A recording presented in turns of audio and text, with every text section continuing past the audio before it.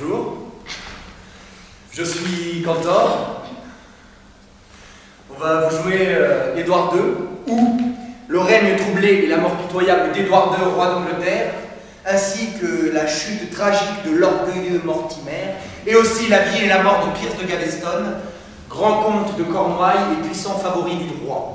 L'histoire d'Édouard II, c'est donc toute l'histoire du règne d'Édouard II, donc roi d'Angleterre. La pièce commence sur son couronnement, et jeune prince, il a scandalisé la cour par ses frasques et surtout par son amour pour Gaveston, qui est un Français de petite noblesse qui était à la cour du roi d'Angleterre. Et donc ça a tellement scandalisé que les nobles ont demandé à ce qu'il soit banni parce qu'on pensait qu'il avait une mauvaise influence sur le prince. Évidemment, la première chose qu'il fait, c'est de lever le bannissement de Gaveston et de le rappeler à la cour, ce qui scandalise les nobles. Et donc c'est le début d'une guerre civile. Ignoble gueux, tu veux te voir roi? Toi qui es né à peine gentilhomme? Ce gueux, c'est mon mignon. Et devant lui, le plus fier d'entre vous se courbera. Là où Shakespeare est un auteur chrétien, on va dire, c'est très fort, il y a toujours une rédemption. Marlowe est beaucoup plus cruel et presque athée, même si ça n'a pas beaucoup de sens de dire athée pour l'époque, mais on sent ça déjà très fort. Donc c'est beaucoup plus irrévérencieux.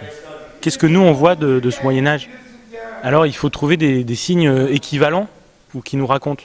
Là, par exemple, très clairement, le problème qu'on avait, c'est que quand on a commencé à répéter comme ça, sans costume, les barons n'étaient pas crédibles. Parce qu'ils ont des armures, et c'est des brutes épaisses. Alors, tout ce qu'on faisait, par exemple, faire allégeance, se mettre à genoux, là, etc., en costard ou en costume contemporain, c'était assez ridicule. Et puis, il y a un moment, Julien, qui a regardé un petit peu sur Internet, qui a vu qu'il y avait une équipe de football américain à Besançon, puisqu'on répétait ici, qui les a appelés, qui a dit « Ah, les gars, vous voulez pas nous prêter des carapaces, là ?» Et donc, je vois débarquer les acteurs un matin, comme ça, avec leurs carapaces, et tout d'un coup, tout ce qui marchait pas, marchait. Parce que il y avait... ils avaient une armure. Et, parce que c'est une armure, en fait, une protection de football américain. Les postures d'allégeance, ou de garde, ou de soldats dans un camp, c'est pas si différent que ça qu'une équipe de football américain qui est au salut, qui est devant l'entraîneur, qui est sur un banc de touche. Cousin, ces coups lascifs, je n'en ai qu'une. Ma douleur, c'est qu'un homme né si bas devienne si hautain par sa faveur et dilapide le trésor royal quand l'armée se révolte contre sa solde. Quand nous passons en bas, le roi et lui, penchés à la fenêtre, se rient de nous, sifflent nos gens et raillent nos habits. C'est cela qui me met les nerfs à vif. C'est un sport assez militaire de conquête de terrain aussi. Puis ça nous amusait aussi parce que les barons par rapport à Édouard, c'est un peu les conservateurs, les gens qui sont, on va dire, les vieilles valeurs à l'ancienne, etc. Qu'on le placarde dans les rues. Et lui, expédions-le sans plus attendre. Mon cœur se soulève. Le mien aussi. Une bonne nouvelle pour le peuple. Quoi qu'il en soit, ça ne traînera plus. Et Édouard, c'est déjà un baroque qui arrive. Alors on n'est pas encore à l'époque baroque, mais c'est déjà un moderne, un ami des arts, etc.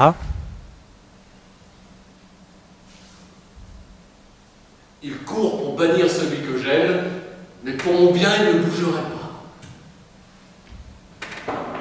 Faut-il qu'un roi soit le sujet d'un prêtre? Dans le travail avec Guillaume, on a cherché le côté humain, très humain du roi et sa relation avec Gaveston, donc une relation amoureuse, donc finalement très humaine.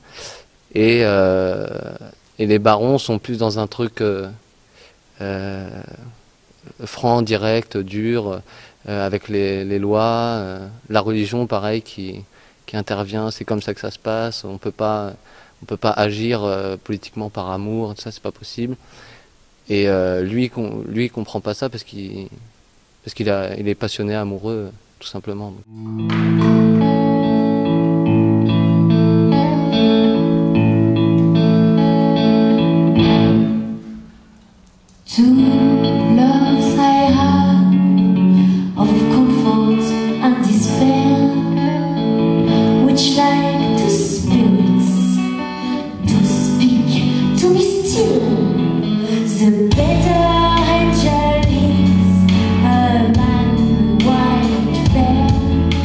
Je joue Édouard III, donc fils d'Édouard II, donc je suis pas née, je nais pendant l'acte 2.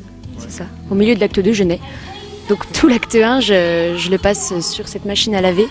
Donc c'est le parti pris qui était pris par Guillaume, c'était vraiment de retrouver ce truc de troupe où ça arrive quand une troupe est en tournée, qu'il y ait les enfants, des comédiens, des metteurs en scène qui sont là et qui regardent les répétitions, qui se retrouvent à jouer au milieu, à manger une sucette et qui regardent ce qui se passe, qui suivent les personnages, qui vivent ce qui se passe. Donc c'est un peu la position que j'ai pendant tout l'acte 1. Il y avait l'envie d'avoir un peu tout le monde, d'être la bande quoi. Et on l'a en répétition.